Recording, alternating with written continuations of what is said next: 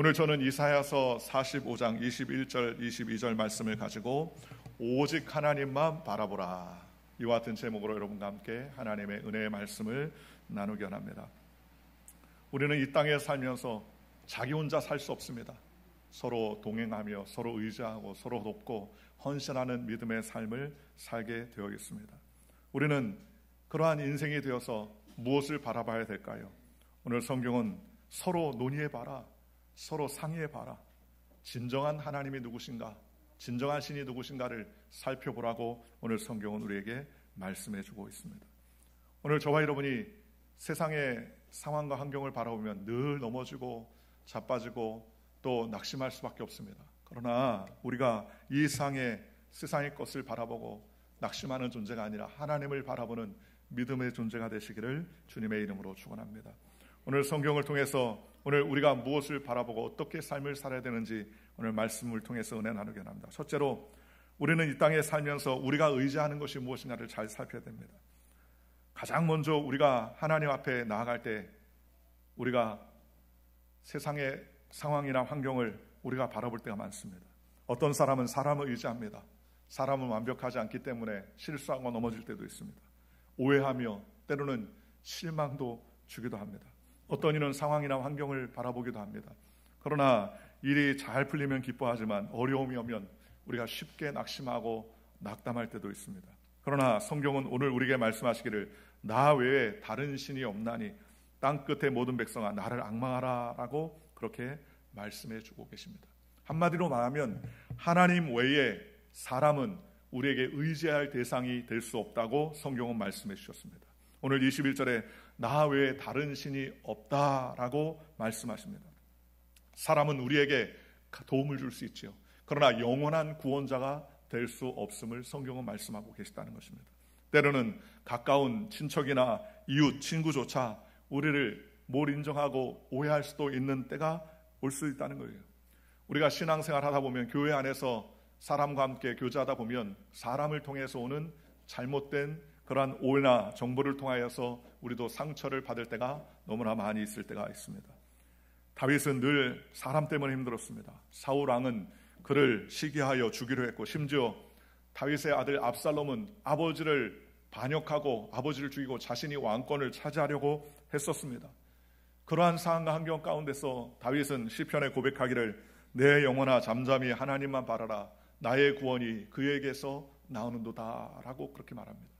인생의 굴곡진 인생의 경험을 많이 했던 다윗은 사람을 의지하거나 상황을 의지하거나 자신의 상황이나 자신의 가족이나 자녀를 의지하지 아니하고 내 영혼아 잠잠히 하나님만을 바라라 나의 구원이 거기에서 온다라는 믿음의 고백을 하더라는 것입니다. 오늘 저와 여러분도 마찬가지입니다. 사람이 아니라 하나님이 우리에게 참다운 구원과 은혜를 베풀어 주십니다. 그러니 사람 바라보고 살지 말고 하나님을 바라보고 살아가는 저와 여러분들 되시기를 주님의 이름으로 축원합니다. 특별히 우리가 신앙생활할 때는 사람을 보며 환경을 바라봐서 안 돼요. 사람을 바라보고 환경을 바라보면 낙심천만입니다. 낙담할 것이 많이 있습니다. 그러나 오늘 우리가 우리의 믿음의 대상이신 하나님만을 바라볼 때 그 하나님이 우리에게 참다운 소망과 은혜를 베풀어 주는 줄 믿으시기를 주님의 이름으로 축원합니다. 사람 때문에 낙심하거나 사람 때문에 낙담해서는 안 돼요. 또 자기 자신을 바라볼 때 우리는 넘어지고 자빠질 수밖에 없다는 사실을 알 수가 있습니다. 나를 바라보면 나라는 사람이 시간과 공간과 물질에 제약이 있어서 한정된 인생을 살 수밖에 없다는 사실을 우리가 잘 알 수가 있다는 겁니다. 왜냐하면 우리는 한계가 있어요. 내 능력에 한계가 있고 내 지식에 한계가 있고 내 여러 가지 힘에 제한이 있기 때문에 난관에 봉착하면 우리는 낙담하거나 좌절할 수밖에 없다는 것입니다. 그런데 어떤 상황에서도 우리는 하나님만을 바라봐야 됩니다. 우리가 상황을 바라보면 또 내 자신을 바라보면 실패하고 넘어질 수밖에 없다고 성경은 말씀해 주셨습니다. 민수기 13장 31절과 33절에 이렇게 말합니다. 그와 함께 올라왔던 사람들은 이르되 우리는 능히 올라가서 그 백성을 치지 못하리라.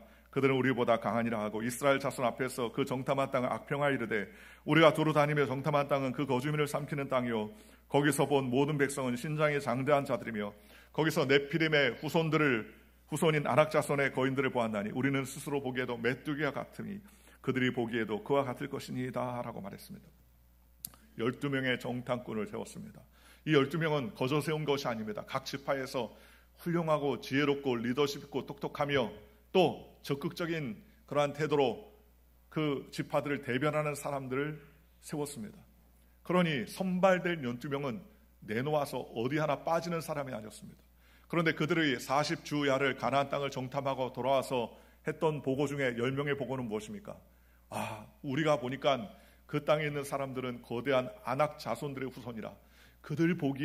우리가 보기에 그들이 거인인데 그들 보기에 우리는 메뚜기 같을 것이다 라고 그렇게 낙담합니다.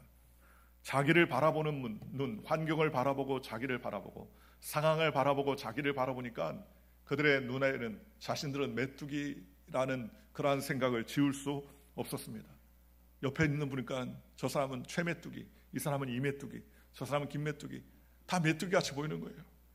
서로들 바라볼 땐 괜찮다, 저 사람 훌륭한 사람이다 했는데 안악자손을 보고 자신을 바라보고 안악자손을 보고 옆 사람을 보니까 우리는 다 왜 이렇게 메뚜기같이 생겼냐, 메뚜기 띠냐, 그러면서 서로를 낙심합니다. 사람의 모습이 그렇다는 거예요. 나를 바라보면 늘 넘어집니다. 환경과 상황을 바라보고 대비하면 우리는 넘어질 수밖에 없다는 것입니다. 그러니 우리는 나를 의지할 때 낙심천만입니다. 나를 의지하면 낙담하고 좌절할 수밖에 없습니다. 생각해 보십시오. 우리의 지식이나 지혜가 일천합니다. 부족합니다. 건강도 부족합니다. 감기 하나 걸려도 골골거리고 또 넘어지고 자빠지고 낙담할 때가 얼마나 많이 있습니까? 그럴 때 여호수아와 갈렙은 하나님이 우리와 함께 하시면 능히 우리는 그들을 차지할 수 있다. 그들은 우리의 밥이라는 믿음의 고백할 수 있었던 것은 나를 바라보지 아니하고 하나님의 약속을 의지했기 때문에 가능했다고 성경은 말씀해 주셨습니다. 오늘 저와 여러분이 하나님을 의지하지 않고 나를 바라보면 늘 우리는 넘어질 수밖에 없다는 사실을 기억하며 하나님을 의지하는 믿음의 백성이 되시기를 주님의 이름으로 축원합니다. 두 번째로 우리는 환경도 우리의 믿음을 지켜주지 못한다는 사실을 기억하시기를 바랍니다. 22절에 땅끝의 모든 백성아 나를 앙망하라 그리하면 구원을 받으리라 라고 말씀해 주셨습니다. 여러분, 상황이나 환경은 계속 변합니다. 건강이 흔들립니다. 경제가 어려워집니다. 세상은 불안정합니다. 환경을 바라보면 우리는 낙심이나 낙담할 수밖에 없음을 우리는 고백할 수 없습니다. 그러나 우리가 바라볼 것은 영원하고 변함이 없으신 하나님을 바라봐야 된다는 겁니다. 베드로가 예수님이 오라 하셔서 풍랑이를 걸을 때에는 정말 예수님의 말씀대로 풍랑이를 걸을 수가 있었습니다. 그런데 바람과 파도를 바라보는 순간 그는 물속에 빠질 수밖에 없었습니다. 예수님을 바라볼 때는 빠지지 않았는데 물과 바람과 파도를 바라보니까 넘어지고 빠질 수밖에 없었다는 겁니다. 환경에 두 눈을 빠뜨리면 그러면 낙심할 수밖에 없습니다. 주님을 바라보는 시각을 견지해야 되는 것입니다. 상황이나 환경도 우리는 어떤 상황에서 우리를 건져주지 못하는 것입니다. 이스라엘 백성들이 홍해수 앞에 섰을 때 뒤에서는 병거를 끌고 자신들을 잡으러 오는 애국 군대가 쫓아왔고 앞에는 창이란 홍해수가 가득했었습니다. 그때 백성들이 이구동성으로 했던 말이 무엇입니까? 모세가 우리를 이곳에 와서 우리를 매장지가 없어서 이곳에 데려왔느냐, 낙심하며 낙담했습니다. 이것이 정상적인 사람들의 모습입니다. 환경 앞에서 마음이 무너지고 생각이 무너지고 우리의 모든 것이 다 무너져 내릴 때에 그때 모세는 하나님을 바라보라, 다시는 저들을 보지 못하리라 그렇게 말했습니다. 야, 저들을 봐봐. 저 병거를 타고 오는 사람들 봐라. 먼지를 일으키며 우리를 쫓아오는 사람을 자세히 봐라. 너희들이 다시는 보지 못할 것이다 하면서 하나님을 의지하고 바라보고 그가 손을 내밀어 지팡이를 들고 선포한 즉 밤새도록 홍해수가 열려지고 그 홍해수를 마른 땅 건너시기 이스라엘 백성이 건너갔습니다. 그리고 나서 병거를 타고 쫓아왔던 애굽 군대가 그 홍해수 마른 땅에 진입하자 쌓여있던 물이 다시 흘러서 그들이 다 수장되었다고 성경은 말합니다. 미리암과 함께 모든 백성들이 말과 탄자들을 여호와 하나님께서 바다에 던지셨다 찬양하고 하나님을 영광 돌리는 그런 모습을 볼 수 있습니다. 환경을 바라보면 우리는 늘 탄식과 한탄이 나올 때가 많이 있습니다.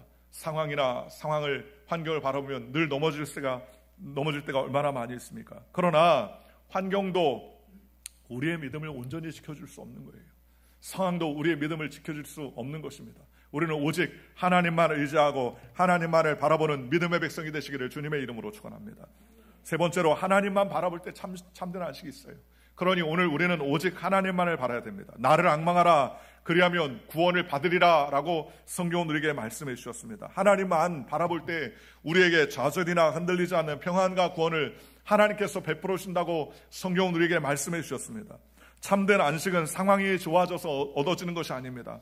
하나님과의 관계에서 좋아진다는 거예요. 사람은요, 조금 상황이 좋아하면 좋아졌다 할렐루야 하하 하다가 조금 상황이 어려워지면 낙심하고 좌절할 때가 많습니다. 그러나 상황이 바뀌어서 우리가 좋아할 것이 아니라 어떤 상황 안에서도 하나님만을 바라보고 하나님을 의지하는 믿음의 백성이 되시기를 주님의 이름으로 축원합니다. 세상이 우리를 지치게 하고 사람 때문에 마음이 상할지라도 우리가 하나님을 바라보고 하나님을 의지하면 내 영혼의 힘을 얻으며 하나님의 은혜 가운데 다가갈 수 있게 되더라는 것입니다. 그러니 우리는 어떤 경우에도 종종 낙심하거나 낙담하지 말고 하나님을 바라봐야 된다는 겁니다. 그렇다면 우리가 바라봐야 될 하나님은 어떤 하나님을 바라봐야 될까요? 첫째로 우리는 우리의 삶을 구원하시는 구원의 하나님을 바라봐야 될 줄로 믿습니다. 오늘 성경에 나 외에 다른 신이 없나니 나는 공의를 행하며 구원을 베푸는 하나님이라고 21절에 말씀하고 계시다는 것입니다. 우리를 용서하고 우리를 구원하고 우리를 십자가의 구원의 길로 열어주시는 분은 사람이 아니에요. 하나님이십니다. 그러니 우리가 하나님만을 붙잡고 주님을 의지하며 믿음으로 나아가는 저와 여러분들 되시기를 주 예수의 이름으로 간절히 축원합니다. 세상을 바라보고 나를 바라보고 또 나를 바라보고 환경을 바라보고 우리가 갈짓자 걸음을 자꾸 가면 우리는 실패하고 넘어질 수밖에 없습니다. 그러나 우리는 어떤 경우에도 하나님만을 의지해야 됩니다. 하나님을 의지하면 주님께서 우리에게 소망을 베풀어 주는 것입니다. 시편 119편 49절 50절에 주의 종에게 하신 말씀을 기억하옵소서. 주께서 내게 소망을 가지게 하셨나이다. 이 말씀은 나의 고난 중의 위로라. 주의 말씀이 나를 살리셨기 때문이다 라고 말했습니다. 고난 중의 위로가 무엇입니까? 말씀이 나를 위로해 주고 나를 소생하게 한다고 그렇게 고백하지 않습니까? 오늘 저와 여러분이 어떤 어려움과 환경이 있을 때마다 우리는 말씀을 붙잡고 하나님을 바라보는 믿음의 백성이 되시기를 주님의 이름으로 축원합니다. 하나님은 우리에게 구원을 베풀어 주세요. 감리교회 장설자인 존 웨슬레에게 한 교우가 찾아왔습니다. 목사님, 나는 지금의 이 고통의 문제로 말미암아 살 힘이 없을 정도로 매우 낙심하고 쩔쩔매고 있습니다. 어떻게 해야 이 고통을 건질 수가 있을까요? 라고 질문했습니다. 내 앞이 캄캄합니다. 그러자 웨슬레 목사님이 창밖을 쳐다보는데 그 소 한 마리가 담장에 가려서 앞이 안 보이니까 목을 쭉 빼가지고 돌 담장 너머 바라보고 있거든요. 돌 담장 너머에는 풀밭도 있고 물도 있고 하니까 자꾸 바라봅니다. 그러면서 웨슬레 목사님이 저 창밖을 보십시오. 저 소를 보십시오. 저 소가 왜 목을 쭉 빼들고 담장 건너편을 보고 있지요? 글쎄요, 모르겠는데요. 그렇게 대답하자 담장 때문에 밖에 안 보이니까 소가 목을 쭉 빼가지고 담장 넘어 있는 하늘과 푸른 초장을 바라보지 않습니까?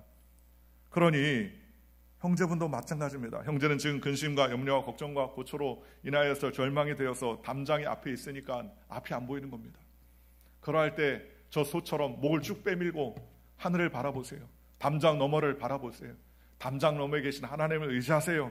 그러면 염려와 근심과 불안과 초조와 절망이 다 녹아지고 하나님의 은혜 안에 거할 수가 있게 된다고 그렇게 이야기했습니다. 오늘 우리의 삶도 마찬가지입니다. 우리가 신앙생활 할 때도 담장이 탁 나타납니다. 그러면 낙심합니다. 낙담합니다. 마음이 상합니다. 그럴 때 담장을 자꾸 쳐다보면요, 그러면 어찌할 수 없습니다. 우리가 담장 너머로 계신 하나님을 바라보기 위해서 우리가 목을 쭉 빼야 됩니다. 그럴수록 더욱더 하나님만을 바라봐야 됩니다. 세상이나 환경을 의지하면 넘어지고 자빠지고 끼어집니다. 그러니 오직 하나님, 나는 오직 하나님만 바라보겠다. 하나님을 의지하겠다. 주님 앞에 나아가는 저와 여러분들 되시기를 주님의 이름으로 축원합니다. 하나님을 바라보면 이와 같이 하나님께서 우리에게 구원의 은혜를 베풀어 주시는 것입니다. 두 번째로 우리가 바라봐야 될 것은 신실하신 하나님을 바라봐야 됩니다. 사람은 변하고 환경은 흔들리지만 하나님의 약속은 변함이 없습니다. 히브리서 3장 8절에 예수 그리스도는 어제나 오늘이나 영원토록 동일하시다고 성경은 우리에게 말씀해 주셨습니다. 그러니 믿음이 흔들릴 때, 환경이 바뀔 때 변함이 없는 하나님을 우리가 의지해야 됩니다. 이스라엘의 조상이 됐던 아브라함은 100세가 될 때까지 하나님의 약속을 기다렸습니다. 사라의 몸이 완전히 단산되어서 더 이상 자녀를 잉태할 수 없습니다. 꿈도 꿀 수 없는 상황과 환경이 되었습니다. 아브라함도 그가 99세 100세가 다 되어가지고 도저히 이제는 자녀를 바라볼 수 없는 꿈을 도저히 가질 수가 없을 정도였습니다. 그럼에도 불구하고 상황이 불가능하고 환경이 답답해 보여도 신실하신 약속을 지키시는 하나님을 의지하며 끝까지 바라보자. 죽은 자를 살리며 없는 것을 있는 것 같이 부르신 하나님께서 아브라함의 100세 나이에, 사라의 90세 나이에 아들 이삭을 하나님께서 베풀어 주신 것입니다. 왜 하나님이 이렇게 베풀어 주셨습니까? 하나님은 죽은 자를 살리며 없는 것을 있는 것처럼 부르시는 이심을 아브라함이 믿었기 때문입니다. 아브라함은 자신의 모습이나 상황을 바라보지 않고 환경을 바라보지 아니하고 역사에 주시는 하나님을 바라봤기 때문에 하나님께서 은혜 베풀어 주시는 것입니다. 오늘도 저와 여러분들이 마찬가지입니다. 신실한 하나님을 바라봐야 돼요. 우리가 신앙생활하거나 사회생활할 때 우리를 넘어뜨리게 하고 힘들게 하는 수많은 낙관과 어려움들이 우리에게 다가올 때가 얼마나 많이 있습니까? 그럴 때 우리는 넘어지지 말아야 됩니다. 낙심하지 말아야 됩니다. 낙담하지 말아야 됩니다. 하나님의 은혜를 깊이 생각하며 믿음 안에 굳건히 주를 기쁘시게 하는 믿음의 삶을 사는 저와 여러분들 되시기를 주님의 이름으로 축원합니다. 그래서 주의 인도하심과 은혜를 경험하는 하나님의 거룩한 백성이 되시기를 주님의 이름으로 축원합니다. 하나님을 바라볼 때 하나님께서 우리의 삶을 책임져 주시는 거예요. 시편 123편 1절과 2절에 하늘에 계시는 주여 내가 눈을 들어 주께 향하나이다. 상전의 손을 바라보는 종들과 같이 또 여주인의 손을 바라보는 여종의 눈같이 우리 눈이 야훼 우리 하나님을 바라보며 우리에게 은혜 베풀어 주기를 기다리나이다 라고 말했습니다. 종이 주인의 손을 바라봅니다. 여종이 그 여주인의 손을 바라본 같이 우리의 삶도 마찬가지입니다. 다른 거 바라볼 필요 없어요. 주님을 바라보는 그런 믿음의 삶을 살아야 된다는 것입니다. 하나님을 바라보는 것은 앤드류 머레이 목사님이 이렇게 말했습니다. 우리가 하나님을 바라보면 우리의 삶에 하나님께서 모든 것을 책임져 주신다라고 말했습니다. 하나님을 마음속에 품고 어떤 상황이나 환경 가운데서도 주님을 의지하면 주님께서 책임져 주시고 은혜를 베풀어 주시는 것입니다. 미국의 빈센트 필 목사님은 낙심과 불안 가운데 소망을 하나님께 둔다면 반드시 인생의 큰 축복과 성공을 경험하게 될 것이다 라고 그렇게 말했습니다. 우리가 무엇을 바라보느냐에 따라서 그 바라보는 것이 우리의 마음 가운데 꽉 들어찰 때가 많이 있습니다. 그러니 우리는 무엇을 경험하든 어떤 상황이 있든지 간에 자꾸 말씀을 읽어야 돼요. 말씀을 묵상하고 말씀을 붙잡고 전능하신 하나님, 신실하신 하나님을 바라보는 저와 여러분들 되시기를 주님의 이름으로 축원합니다. 세 번째로 우리는 어떤 하나님을 바라봐야 되느냐? 바로 능력의 하나님을 바라봐야 됩니다.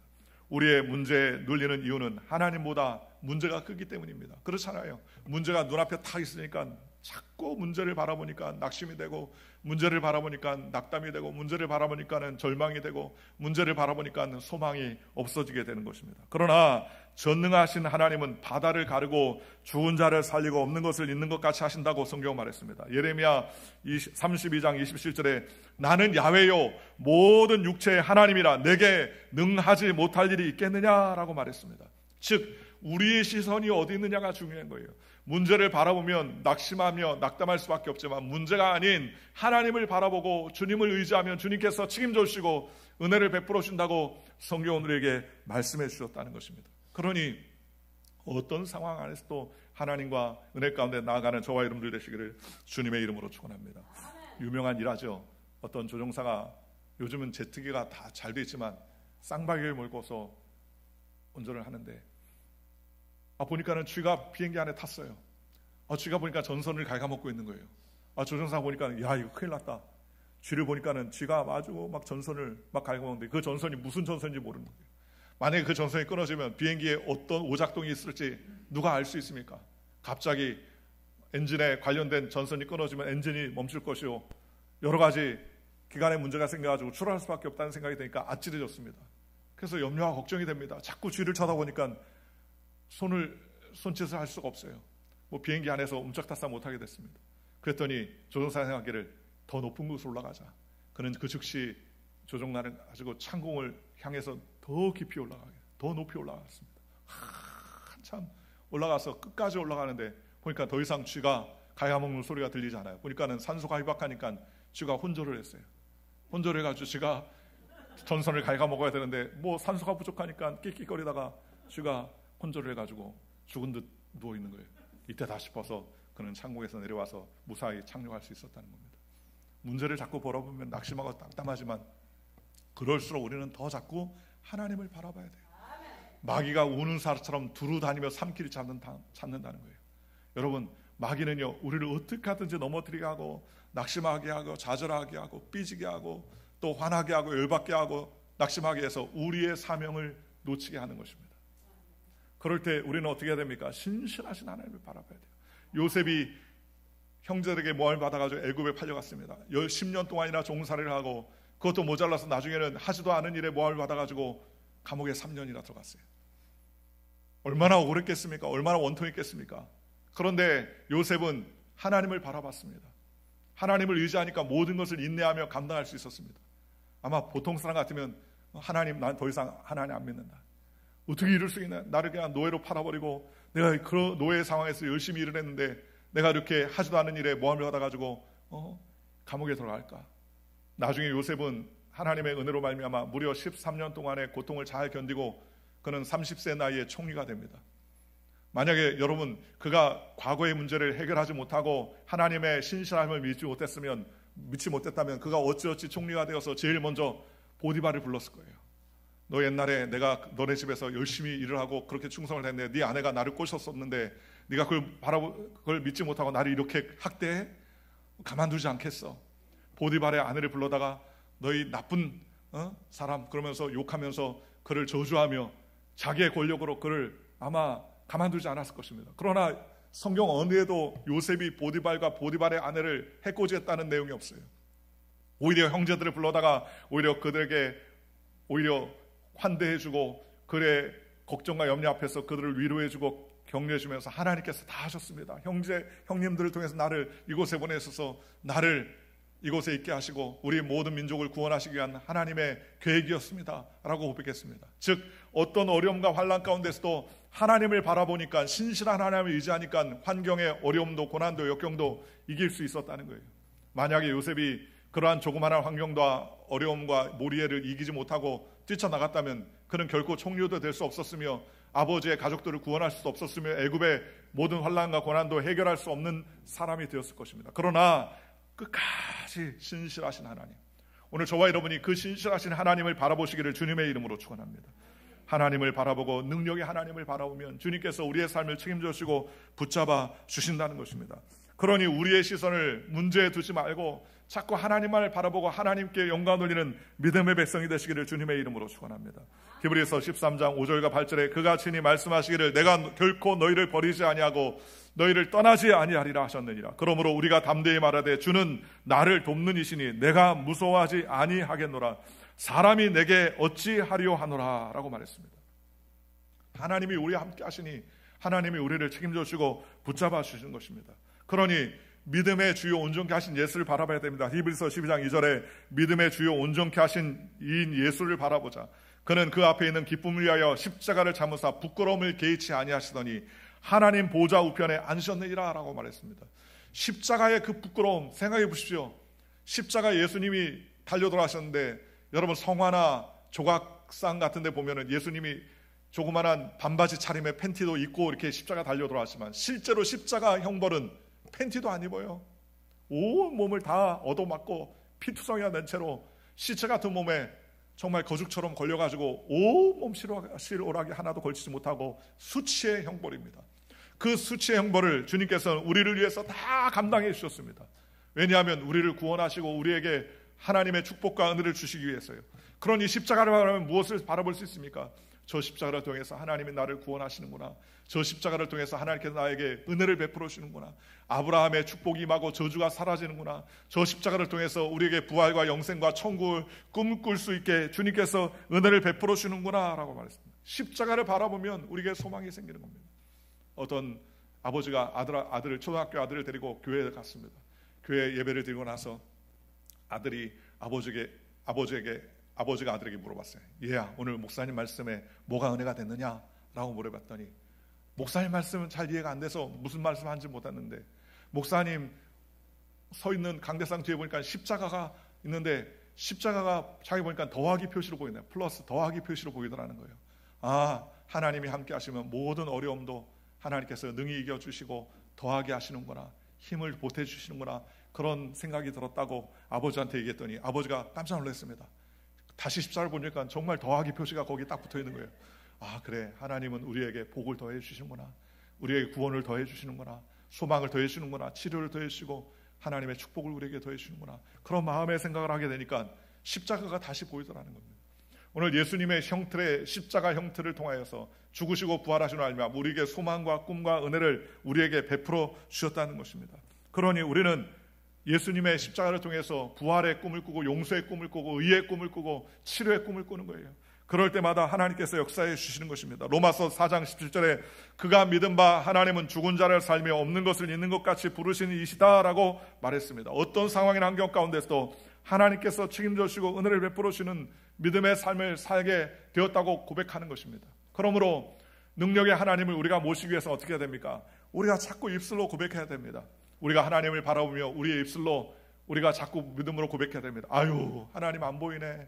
하나님 안 들리네. 하나님 안 보이네. 우리가 낙심하면 우리는 절대로 하나님의 은혜 가운데 가까이 나갈 수 없는 것입니다. 어떤 자매님이 목사님께 기도하러 받으러 왔는데 결혼한 지 오래 되었는데도 자식이 없어서 평생 고민하면서 남편도 실망하고 자기도 고민하고 있던데, 목사님, 내가 아기를 낳기를 원합니다. 나를 위해서 기도해 주십시오. 그렇게 이야기를 하더랍니다. 그래서 그 목사님이 그 자매님에게 아기를 낳기를 원한다면 남편과 여행을 같이 하고 남편과 즐거운 시간을 자꾸 가져라. 그리고 말을 바꿔라. 나가 아이가 없다 하지 말고 하나님께서 나는 아이를 주실 것이다. 나는 아이를 품을 것이다. 하나님은 나에게 주님께서 아주 복된 아이를 주실 것이다. 이렇게 믿음으로 고백하라. 믿음으로. 없지만 없는 것을 바라보지 말고 있는 것을 바라보고 있는 것처럼 자꾸 입술로 고백을 하라. 하나님은 죽은 자를 살며 없는 것을 있는 것이 부르신다고 했으니까 우리가 자꾸 믿음으로 고백해야 된다고 그렇게 이야기했습니다. 그랬더니 좀 이해가 안 됐지만 그 자매님이 계속 그렇게 고백했습니다. 처음에는 남편과 함께 얘기하면서 자기네들이 너무 기가 막혀서 웃었답니다. 왜? 아이가 없는데 아유, 우리 아이가 분명히 잘 생길 거야. 너무너무나 이쁜 아이가 생길 거라고 그렇게 서로 입술로 고백하면서 익숙하지 않은지 서로 쳐다보고 웃었습니다. 그러나 자꾸 그렇게 믿음으로 고백하니까 자꾸 하나님께서 은혜를 베풀어 주시고 긍휼과 은혜를 베풀어 주시는 거예요. 믿음으로 고백하면 역사와 은혜가 일어나게 되는 것입니다. 입술로 시인하게 되면 사람은 웃지만 하나님은 들으십니다. 하나님은 우리의 귀에, 하나님의 귀에 들린 대로 우리에게 응답하신다고 성경은 말씀해 주셨습니다. 하나님께서 함께 하시고 은혜를 베풀어 준다고 우리에게 말씀해 주셨습니다. 그러니 우리가 하나님을 바라볼 때 우리의 입술로 감사와 믿음의 고백을 하는 저와 여러분들 되시기를 주님의 이름으로 축원합니다. 제가 저의 친구 중에 우리 이현소 목사님이라고 지금 여의도 수목교에서 목회하고 있는데, 그 친구 목사님이 한 번은 이런 일화가 있었습니다. 목회를 열심히 하다가 저기 충청도 어느 조그만한 교회에 발령 받았어요. 막 교회가 어려워져서 인수를 한 교회인데 그 교회에 발령을 받아서 갔어요. 갔더니 교회가 성도가 3명이더라는 거예요. 3명. 빚은 잔뜩 있고 교회에 어려움이 있어가지고 전임 목사님이 교회를 여의도 수목교에서 사달라 요청을 하고 떠났어요. 처음에는 성도들도 있었는데 목사님이 다 떠나오니까 성도들이 다 떠나고 3명이 남아있더랍니다. 연세 드시는 3명이 남아있더래요. 그래가지고 그렇게 했더니 너무 암담하더랍니다. 그런데 어찌 보니까 감사하더래요. 그래서 담임 목사님한테 편지를 썼습니다. 이 목사님한테, 목사님 훌륭한 목회자에게 보내주셔서 감사합니다. 그러면서 봤어요. 이구동성으로 동료 교육자들이 야, 저 목사 저 어려운 교회 갔으니 이제 끝났다. 그러면서 서로 입에 오르락내리락 했는데, 목사님이 가가지고 담임 목사님한테 나를 좋은 목회지에 보내서 감사합니다. 그리고 갔더니 교회에 성도가 3명밖에 없는데 이제는 부흥할 일만 남았으니 얼마나 감사합니까? 그러면서 편지를 쓰면서 이런 귀한 목회지에 나를 보내준 거 감사합니다. 그래서 감사 편지를 써서 보냈답니다.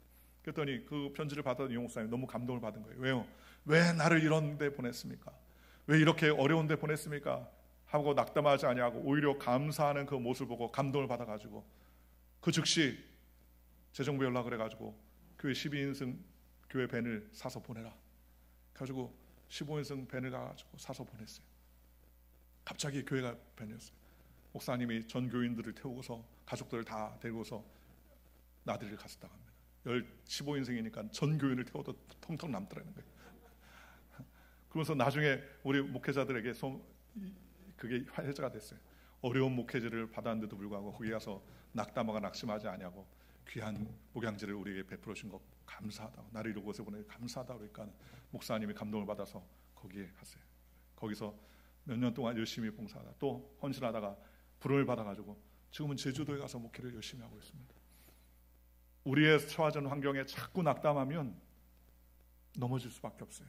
그러나 내게 주어진 환경에 자꾸 우리가 감사하고 입술로 긍정을 고백하고 믿음으로 선포하고 하나님께 나가면 하나님께서 우리에게 복을 허락해 주시는 것입니다. 감사가 위대한 힘이 있어요. 좋을 때만 감사하지 말고 안 좋을 때도 감사해야 됩니다. 예수님도 늘 감사했습니다. 그렇지 않습니까? 나사로 무덤 앞에서 예수님은 먼저 하나님 앞에 기도했습니다. 하나님, 내 말을 항상 들어주심을 감사드립니다. 내 말을 들어주실 것을 믿고 감사합니다. 그러면서 나사로야 나와라 그랬더니 나사로가 나왔어요. 예수님은 사전 감사했습니다. 먼저 감사를 드리고 하나님께 영광을 돌렸습니다. 그랬더니 하나님께서 크신 기적과 은혜를 베풀어 주시다는 것입니다. 오늘 저와 여러분도 마찬가지입니다. 내게 있는 것을 보고서 낙심하면 축복이 안 오지만 내 위치에서 자꾸 감사해야 돼요. 내 위치에서 믿음의 고백을 합니다. 하나님이 복 주실 것을 믿음으로 고백하고 하나님께서 은혜 베풀어 주실 것을 믿음으로 고백하고 어떤 상황과 환경 가운데 있을지라도 주님께서 축복해 주실 것을 믿음으로 고백하는 저와 여러분들이 되시기를 주님의 이름으로 축원합니다. 그래서 환경이나 상황을 바라보거나 낙심하고 낙담하지 말고 하나님께서 베풀어 주실 비전과 꿈을 바라보고 우리에게 긍휼과 은혜를 베풀어 주시고 사랑을 베풀어 주시는 하나님을 의지하는 저와 여러분들 되시기를 주님의 이름으로 축원합니다. 그래서 어떤 상황 안에서도 사단과 마귀에게 넘어져 울고불고 탄식하는 존재가 아니라 하나님의 은혜 안에서 기뻐하며 찬양하며 우리에게 맡겨준 귀한 사명 잘 감당하며 하나님의 일 가운데 달려가는 저와 여러분들 되시기를 주 예수의 이름으로 간절히 축원합니다. 기도하겠습니다.